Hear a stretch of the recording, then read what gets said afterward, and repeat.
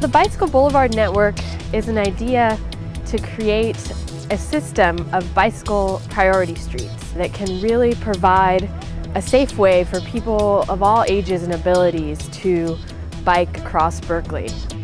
I love being able to bike around and not drive and have that flexibility, and the bike boulevards and the bike lanes are what make that possible. I bicycle to work at City Council every single day and to my meetings all over the city and beyond, not just on the bicycle boulevards, but if I'm going a long distance, I can take my bike on the bus or I can take my bike on BART. Safety is one of the #1 concerns of why people don't choose to bike, because they feel like it's dangerous.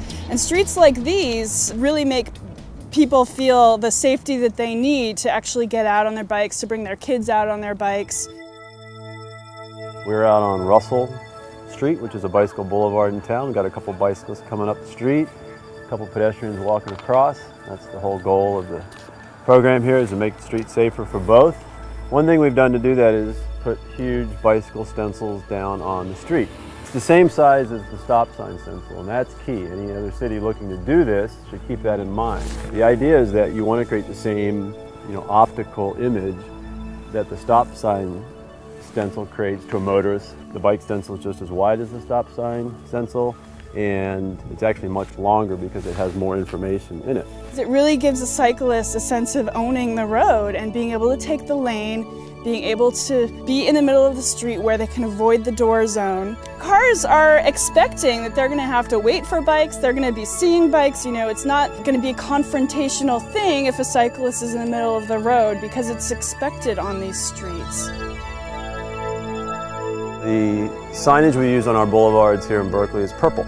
We use big purple signs that tell you you're on a boulevard and give you information about where you're going. But in addition, the actual street signs are purple for the boulevard streets. And you can see that here with the Russell Street sign. Why purple? There's only a few colors, really noticeable colors, that traffic engineers don't already use. Purple was one of them. Every street block has a purple sign. So the combination of those two things and the stencils in the roadways, it's to raise motorist awareness that there are more bicyclists out here, so drive more cautiously. Berkeley does have a very broad traffic calming program that was installed primarily in the 1970s. We have numerous different obstacles for cars. Berkeley was one of the first cities to experiment with traffic calming and traffic reduction in the neighborhoods, and so there was a pretty comprehensive citywide network of diverters and barriers and half barriers that went in to create a hierarchy of streets. The idea with that is that you can still have an urban grid to preserve through movement for cyclists and pedestrians while getting some of the benefits of a cul-de-sac when it comes to auto traffic. The original barriers and diverters that went in the early 70s, they didn't really consider cyclists at that time, but all along the bicycle boulevards, we've actually modified the existing barriers and upgraded them so that cyclists can pass through more easily. There's a hole in the barrier for cyclists and or emergency vehicles to continue through. This is an example of one of our nicer ones. It's been very, I think, tastefully landscaped. So we're riding up the Channing Bicycle Boulevard, approaching Martin Luther King Jr. Way. There's a special signal here which detects cyclists, gives you a protected area, and allows cyclists to continue straight where motors can't. Martin Luther King, as you can see, is a major street, 4 lanes. There are 2 magnetic inductive loop detectors in the pavement leading up to the final loop detector just before the crosswalk. And these detect the presence of cyclists and give them a green. Behind me is a right turn only sign. This is for motorists. You can see below it in smaller letters it says accept bicycles, and that's to keep the motorists from continuing straight on the bicycle boulevard. To prevent all traffic from going through, they put a little staple down in the ground. It's actually a big metal staple that these days prevents only cars from going through. It really doesn't prevent an SUV or any kind of vehicle with a high chassis from going through. But all of our traffic control stuff is designed for emergency access. This is a semi-diverter. You'll see the sign says emergency vehicles and bicycles are allowed through, but the cars can't continue on this way. It's a semi-diverter, so the neighborhood can get out of the neighborhood but cars won't be using this street as a cut through.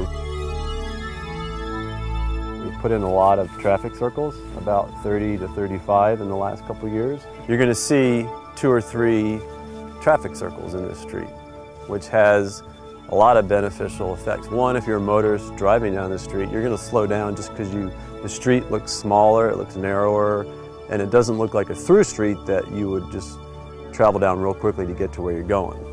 The neighborhood adopts their circle, so the plantings in here are watered and kept up by the neighborhood.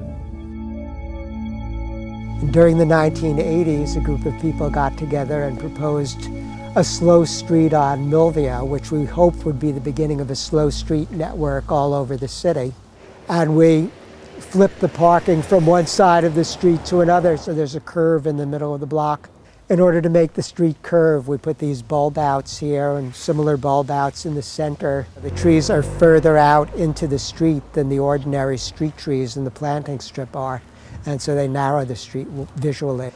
We also added the speed humps. The speed humps are designed to slow traffic to 15 miles an hour. All of these generations of traffic calming devices have ended up creating lots of locations that are safe and comfortable places to bicycle, where there's either very little traffic or the traffic is very slow. In Berkeley, really everybody's using the bicycle boulevards, and I think one of the reasons that they get such wide currency is because they feel safe. You can get pretty much anywhere in Berkeley on the bike boulevards. If I want to take my godson in the bike trailer, take him on the bike boulevard, know that we'll be safe even when it's dark out, knowing there's not going to be that many cars, and if they are, they're going to be going slowly. It really isn't a dramatic change from what the street used to be, but the fact that people are told that these are bicycle boulevards makes more bicyclists likely to ride on it. In many cases, these were formerly bike routes, and now we're trying to make the improvements that will